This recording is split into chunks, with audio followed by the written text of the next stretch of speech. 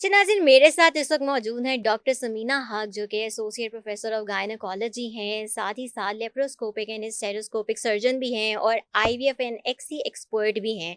तो इनसे एक बहुत इंपॉर्टेंट सवाल आज मैं करने जा रही हूँ कि ख़वातीन जो नई नई माएँ बनती हैं, अक्सर होता है बहुत सारी गलतियाँ कर जाती हैं, डिप्रेशन में आ जाती हैं, समझ नहीं आता कि बेबी को संभालना कैसे है। उनके लिए क्या मैसेज देना चाहेंगी आप? ये एक बड़ा निग्लेक्टेड पार्ट है। यस। ये आपने बहुत अच्छा किया उठाया है और बच्चियों को समझ में आएगा। ये बच्ची के माँ-बाप और लड़के के माँ-बाप हुँ। दोनों को समझना चाहिए कि वो एक बहुत ज़्यादा हार्मोनल, इमोशनल टाइम में से गुज़र रही है। उसकी पूरी बॉडी चेंज हो रही है और जो पर्परल डिप्रेशन, पुर्पुरियम हम उस टाइम को कहते हैं जो डिलीवरी के बाद का टाइम होता है। और जो डिप्रेशन है वो एक एंटिटी है पूरी, उसके ऊपर हुँ, किताबें हुँ। लिखी गई हैं, पर्परल डिप्रेशन हम उसको कहते हैं।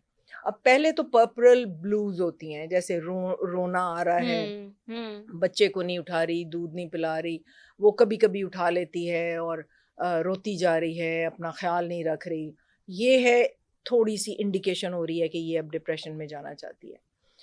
जाना जा सकती है, तो यस। वो फिर डिप्रेशन में चली जाती है और ज़्यादातर बच्चियाँ पर्परल डिप्रेशन का शिकार होती हैं। हुँ, अब हुँ, पर्परल डिप्रेशन में एक नया लाइफ शुरू हो गई है, उसको सारी रात दूध पिलाना पड़ रहा है, उठ के उसके नैपी बदलने पड़ रहे हुँ, हैं, एक नया इंडिविजुअल वो लुक आफ्टर कर रही है, पहले हार्मोन्स का स्टॉर्म आया हुआ है, फिर दूसरे हार्मोन्स का स्टॉर्म आ गया है, प्रोलैक्टिन बढ़ रहा है, दूध पैदा हो रहा है और फिर उसका वो लोकिया डिस्चार्ज हो रहा है, ब्लीड कर रही है। उस ट्रॉमा में से गुज़री है क्योंकि ज़िंदगी और मौत बिल्कुल करीब-करीब होते हैं हुँ। डिलीवरी में। Any any woman can die in child yes, birth. एक यस। छोटा-सा लाइकर एमनियोटिक एम्बोलिज़्म उसकी जान ले सकता है।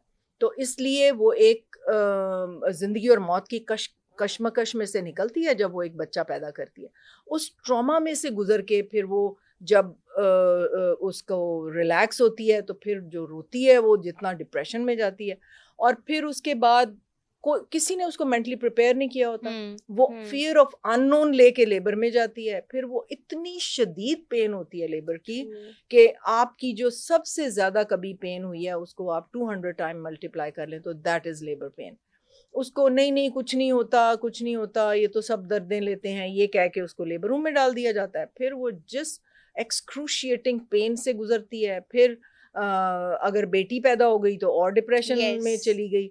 तो ये सारी चीज़ें उसको पर्परल डिप्रेशन में अगर एंटी डिप्रेसेंट्स उस वक़्त ना शुरू किए, एक तो बॉडी पे बोझ पड़ रहा है, दूध पिला रही है, वो एनर्जी निकल रही है, किसी ने अगर उसका ख़्याल नहीं किया, इमोशनल सपोर्ट मर्द तो देता ही नहीं ना, बच्चा हुँ, पैदा हुआ हुँ। वो गायब हो गया। बिल्कुल। नैप्पी बदलना तो बहुत दूर की बात है, वो बीवी के पास बैठना भी पसंद नहीं यस, करता उस वक़्त। यस। वो जी मैं बच्चे के रोने से डिस्टर्ब हो रहा हूँ। भई तुम्हारा बच्चा है, तुम एक रात उसको तुम देखो, एक रात वो देखेगी या कोई मेड रख लो या उसको सुकून दो, वो इतने बड़े ट्रॉमा में से निकली है।